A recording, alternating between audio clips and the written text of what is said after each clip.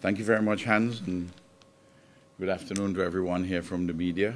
Good afternoon to my brothers and sisters, fellow citizens, residents of St. Vincent and the Grenadines, and those who are listening to us abroad.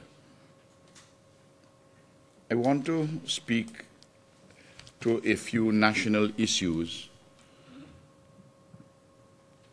some which have arisen during my absence, and some which are a residue from earlier matters which I have spoken about at our last press conference. The people of this country would have heard me say repeatedly in the House, on the political platform, at various times, that the leader of the opposition has major gaps in his knowledge on basic issues of governance, of administration, and of economic management.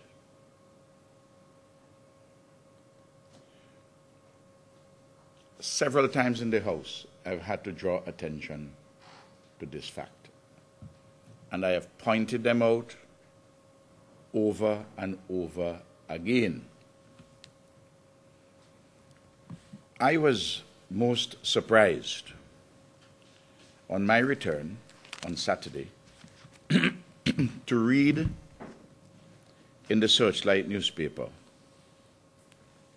the extent to which the leader of the opposition is so badly misinformed about a fundamental matter of governance in keeping the government in check and in raising matters which he may consider to be important to be raised. You may recall that on the last occasion that I spoke to the media, I said that the reliable information had come to me that the leader of the opposition at a meeting in Antigua 3 weeks or so ago with the financiers of the NDP, at least some of the financiers of the NDP, people from overseas, Anglo-Saxons, from Europe and North America.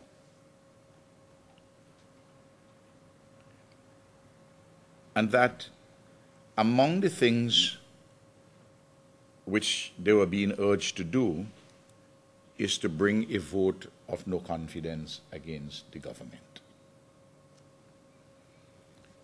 This is the response of the leader of the opposition as reported in the Searchlight on Friday, the 9th of March. Quote, according to Eustace, calls are being made by the NDP supporters for a vote of no confidence against the Gonsalves-led administration, but it has not been agreed if the opposition will make that move. He, Mr. Eustace, indicated that the next parliamentary assembly will take place on March the 26th. Is the one time this year that a motion of no confidence can be made according to the laws of Parliament. But even if one was brought forward, that is to say, vote of no confidence, the government would find a way to ensure that it wasn't debated. In the third sitting of the Parliament, which is what is happening on March the 26th, the opposition can bring its own motion. But what has been happening over the years, we are never able to debate in Parliament because they either put in a lot of other motions before ours, because we can't debate under the rules after 5 o'clock. So they usually fill up the agenda with things so we can't debate a motion. We haven't been able to debate a motion in 11 years. Apart from the fact that if the opposition wants to get their motions in early, and it's the third sitting, as soon as the year begins, the parliamentary year, put in a motion, don't wait until the last minute, because other persons who are not in the cabinet will put in motions because they're interested in having a number of things debated. But that's not where the gap is. That's not where an amazing gap in basic knowledge of governance for a man who has been in Parliament for 14 years, who has been around government for much longer than that. He said that the only time he can bring one is the one time they say that a motion of no confidence can be brought is on the March 26th. Well, he's just plain wrong. Now, it is a novel thing that the Prime Minister of a country, first of all, I had to educate him about the Public Accounts Committee, properly speaking. Now I have to educate him about a motion of no confidence. Now when I speak like this, people say that I'm unnecessarily critical of him. But if you're the leader of the opposition, you've been in Parliament for 14 years, and you don't know something as basic as this, which I'm about to read, something is really wrong. Something is really wrong. Let me read. He said that, listen to what Searchlight says, he says, the next parliamentary assembly, which takes place on March 26th, is the one time this year that a motion of no confidence can be made according to the laws of Parliament. Well, let us look at the fundamental law of Parliament, which is known as the Constitution. It says this. Section 47(2)(a) of the Constitution of St. Vincent and the Grenadines. If notice in writing is given to the Speaker, signed by not less than 3 representatives, of a motion of no confidence in the government, the Speaker shall, 1, if the House is then sitting, or has been summoned to meet within 5 days, cause the motion, the Speaker shall cause the motion to be considered by the House within 7 days of the notice. That is, if the House is sitting or has been summoned to meet within 5 days, and you submit a vote of no confidence signed by 3 representatives, 3 elected persons, the Speaker has to put the motion down within 7 days of the notice. Or 2, if the House is not then sitting and has not been so summoned, summon the House to meet within 14 days of the notice and cause the motion to be considered at that meeting. Provided that if the House does not within 21 days of the notice meet and dispose of the motion, the clerk of the House shall summon a special meeting of the House at such time and place as he may specify for the purpose of debating and deposing of the motion. You don't have to wait. Now it is the first time that I know in St. Vincent that the Prime Minister is advising the leader of the opposition about how to bring a vote of no confidence. He has been Prime Minister of this country, been leader of the opposition for 11 years. He has been in Parliament for 14 years. He's been around government as a public servant for donkey years. And he comes and tells people that I am preventing him from holding a vote of no confidence? When he has, as Section 47(2) states, the right to bring it anytime? So here is the peculiar situation. He's talking to his financiers about a vote of no confidence, or the financiers talking to him. They're talking among themselves. He says, according to users, calls are being made by NDP supporters for a vote of no confidence against the Gonsalves administration. But it has not been agreed if the opposition will make that move. Well, if your supporters calling you, read the law now and see what the law says. For this reason alone, if he brings a vote of no confidence, I know, having educated him on it, would be grounds for us to amend that motion, which he brings, for a vote of no confidence in him.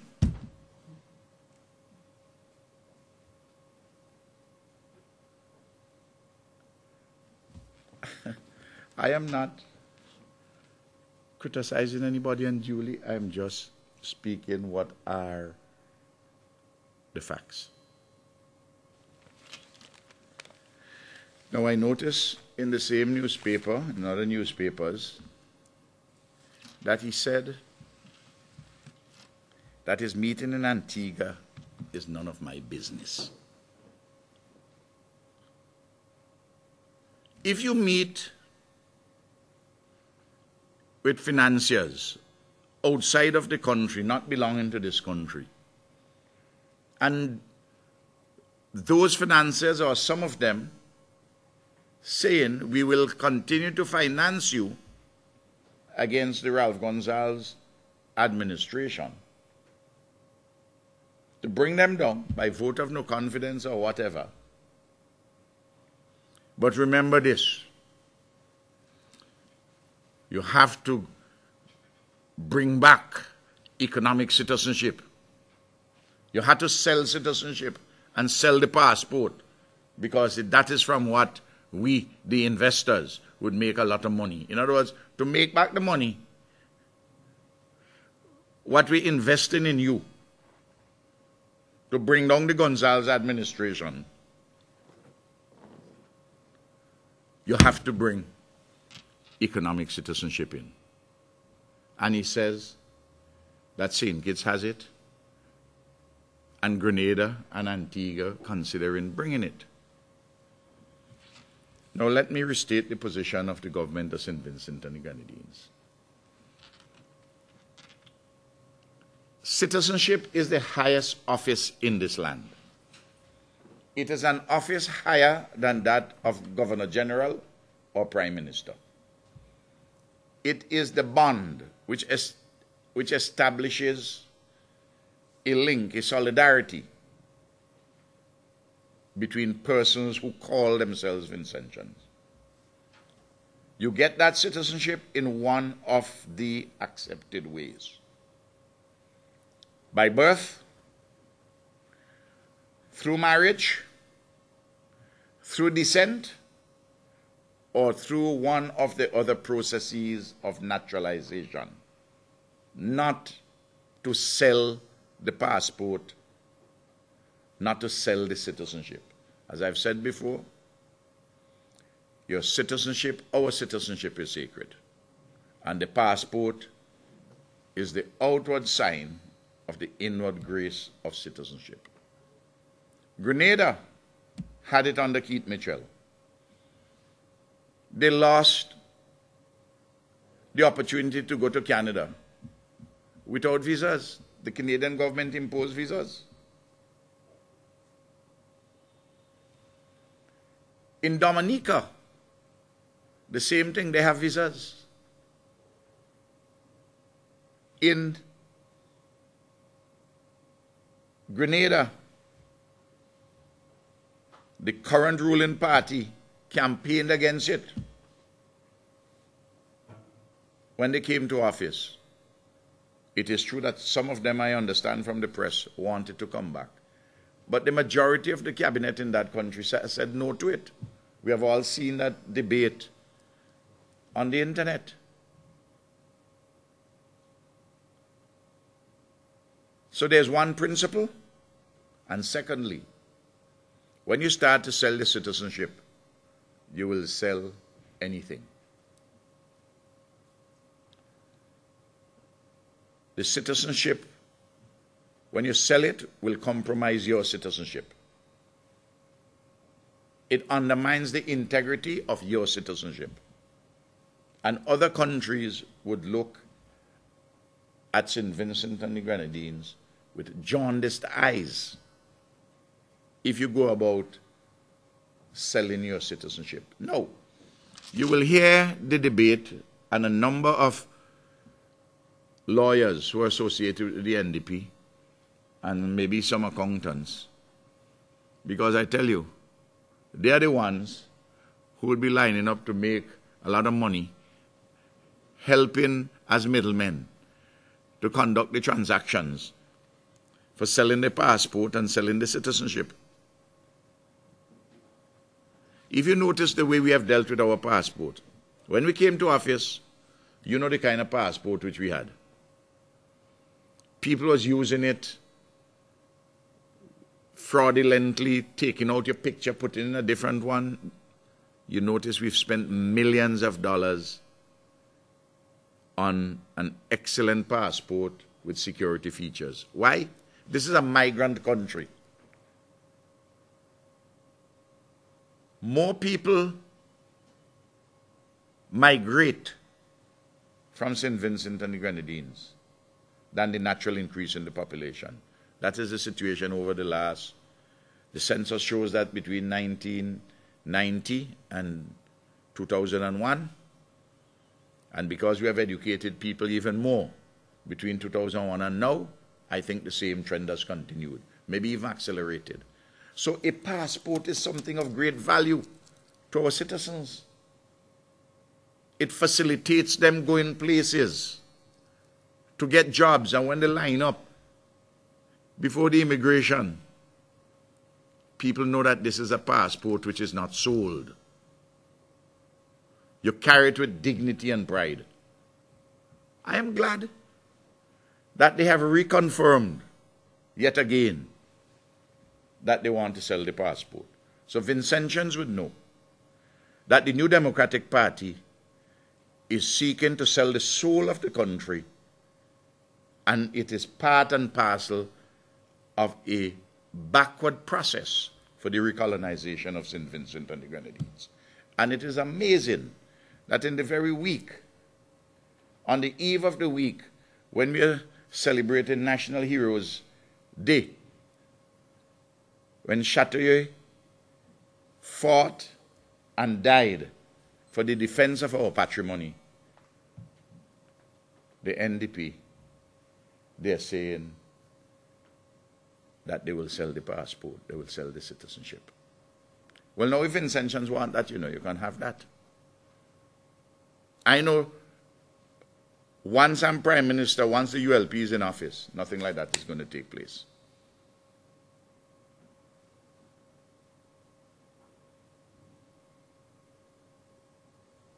I warn the people of St. Vincent and the Grenadines. This is the only investment they're talking about,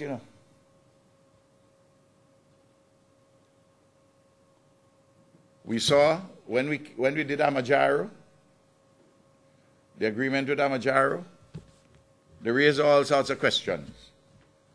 And underneath, they issuing criticisms of me, and more particularly of Sir James Mitchell, who has supported the Amajaro arrangement.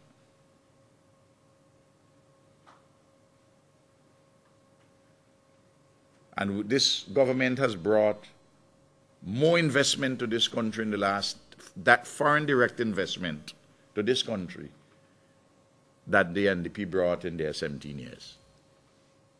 The figures will show that. The data are there. Now, I therefore state unequivocally to Mr. Eustace, when you go to Antigua or anywhere else to hold discussions with your financiers in relation to matters which undermine our soul, our sovereignty, our independence, and sell our birthright of citizenship and our passport, it is my business. Just like how it was Chatouillet's business, just like how it was Joshua's business, Cato's business, and before that, Mackintosh's business. Those are the facts which are before us.